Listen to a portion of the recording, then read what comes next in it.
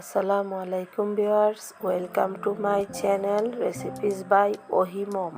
Viewers, আজকে আপনাদের দেখাবো খুব সহজে মজাদার চিকেন ফ্রাইড রেসিপি। আর এর জন্য আমি প্রায় 8 পিস মুরগের রানের অংশ নিয়েছি। যে কোনো অংশ মুরগের নেওয়া যায়।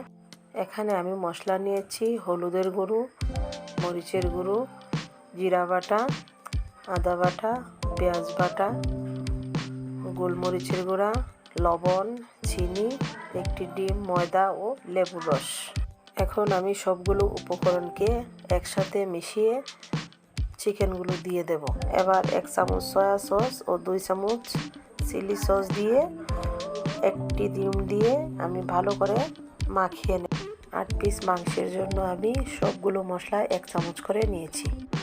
এখন আমি 1 চামচ লেবুর রস ও পরিমাণ মতো ময়দা দিয়ে ভালোভাবে মাখিয়ে নিচ্ছি।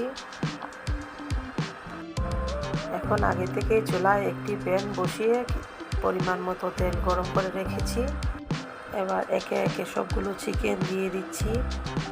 এ পর্যায়ে চুলার আঁচটা মিডিয়ামে রেখে ভাজতে হবে, নইলে ভিতরটা কাঁচা থেকে যেতে পারে। দেখুন ভিউয়ার্স, আমার চিকেন ফ্রাইড কত সুন্দর কালার ধরেছে। আপনারা চাইলে এভাবে বাসায় বানিয়ে খেতে পারেন। আর আমার রেসিপিটা কেমন হয়েছে প্লিজ কমেন্টস করে জানাবেন। আপনাদের কমেন্টস আমার কাজে উৎসাহ দেয় এবং প্রেরণা যোগায়। এভাবে মিডিয়াম আছে উল্টে পাল্টে ভাজতে হবে যেন ভিতরটাও হয়ে আসে, নইলে খেতেও স্বাদ হবে না। দেখুন ভিউয়ার্স, আমার চিকেনগুলো সোনালি বর্ণের হয়ে যাচ্ছে। এবার আমি উল্টিয়ে দিয়ে একে একে সবগুলো উঠিয়ে নেব। খুবই সহজ একটি রেসিপি, যে কোনো মেহমান আসলেও এভাবে তৈরি করে খাওয়াতে পারবেন। আমার উঠানো হয়ে গেছে। এ পর্যায়ে আমি চুলায় একটি প্যান বসিয়ে 1 চামচ ঘি দিয়ে এবং চিলি সস দিয়ে দিচ্ছি। চুলার আঁচ লোতে রাখতে হবে এবং ভালোভাবে আমি সবগুলো চিকেনের গায়ে সসটা লাগিয়ে নিচ্ছি। এখন আমি চুলাটা অফ করে দেব।